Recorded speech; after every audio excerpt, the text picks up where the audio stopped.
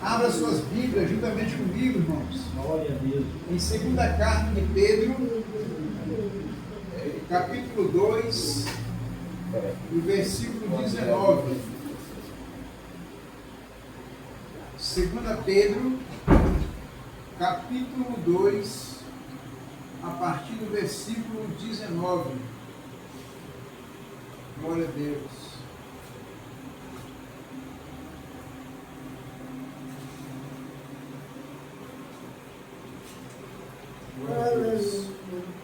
Aleluia. 2 Pedro 2, 19.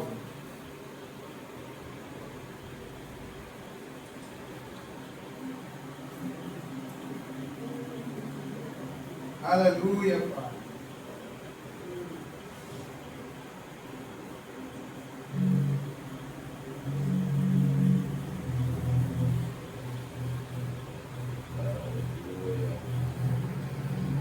Amém?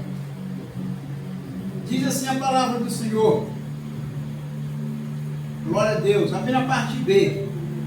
Depois da corrupção. Diz assim: porque de quem alguém é vencido, do tal se faz também servo. E outra tradução: de quem o homem se torna escravo daquilo que o domina. Repita comigo: o homem é escravo daquilo que o domina. Glória a Deus. Poder sentar, que estiver em pé. Aleluia. Queridos irmãos, hoje é um culto de libertação. Glória a Deus. Aleluia. Então, quando se fala em culto de libertação, é um culto em que é um culto específico para libertação, para cura, para milagres e para maravilha, e principalmente salvação. Aleluia. E nós sabemos que quando há salvação, pode haver curas, mas não há agradecimento, não há reconhecimento. Aleluia. Por exemplo, que nós temos dos 10 leprosos e de outras pessoas que foram curadas até mesmo na nossa época e receberam bênçãos e hoje estão fora do caminho do Senhor. Mas quando há uma gratidão, é porque há um reconhecimento, há salvação nessa vida. Aleluia. Mas também tem cristãos, irmãos, que não sabem o que é gratidão. Tem cristãos que não sabem o que é gratidão. Não sabem o que é agradecer pelaquilo que Deus fez. Em Isaías capítulo 1, o Senhor Deus fala assim, que o homem não conhece o seu Criador, mas o boi conhece, o animal conhece, até pela voz do animal o homem chama e ele vem, mas o homem ele não conhece o seu Criador. Queridos, volta tudo para o texto que nós lemos. Aqui diz que o homem é escravo daquilo que o domina. Eu creio que nós já estamos libertos pelo sangue de Jesus. Amém. Aleluia. Mas estamos em constantes batalhas, constantes lutas. Por quê? Porque a Bíblia diz que o homem ele é um ser espiritual. O homem é espírito, tem uma alma e habita no corpo. Só que o nosso alvo não é o espírito, é a alma. Porque a alma é que vai ser salva ou que vai ser condenada. Mas Deus é tão bom que Ele nos deu o seu Espírito para nos ajudar a estar mais perto de Deus. Através do Espírito, nós temos mais força para nos conectar com o Espírito Santo.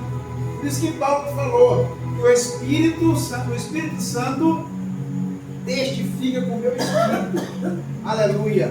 Ele está coligado, em comunhão com o nosso Espírito. Aleluia. Por isso que existe essa batalha entre a carne e o Espírito. Porque a carne, ela quer nos levar para fazermos as coisas antigas que praticávamos. Para nos tornarmos o velho homem novamente. Só que não pode. Por quê? Porque nós já nascemos de novo. A Bíblia diz em 2 Coríntios, capítulo 5, versículo 17, que Aquele que está em Cristo é uma nova criatura. As coisas velhas se passaram, eis que tudo se fez novo. Amém. Mas às vezes você pergunta, mas por que tem cristãos ainda que praticam coisas que às vezes desagradam a Deus? A Bíblia nos fala, queridos, em Gálatas, capítulo 5, a partir do versículo 21, sobre o fruto do Espírito. Aleluia! O que é fruto do Espírito? A Bíblia diz que são frutos. É apenas um fruto, mas diferente dos outros frutos. Ele tem 9 sabores diferentes. Olha que mistério, né? Só um fruto espiritual, só um fruto divino, ele tem 9 sabores diferentes. Eu nunca vi fisicamente um fruto ter vários sabores. Não sei se vocês nunca viram, eu nunca vi. Né? Já vi salada de fruta. Né? Salada de fruta tem, né? Vários sabores diferentes. A pessoa bota laranja, bota manga, bota maçã, bota vários tipos de coisas, né? Abacaxi, né? Mas um fruto só com sabor diferente, só o mistério de Deus.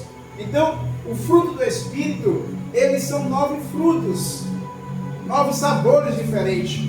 Então, o cristão, quando ele assume que ele adota os 9 frutos do Espírito, os 9 sabores do Espírito, ele passa a ser um cristão mais cristão espiritual do que carnal.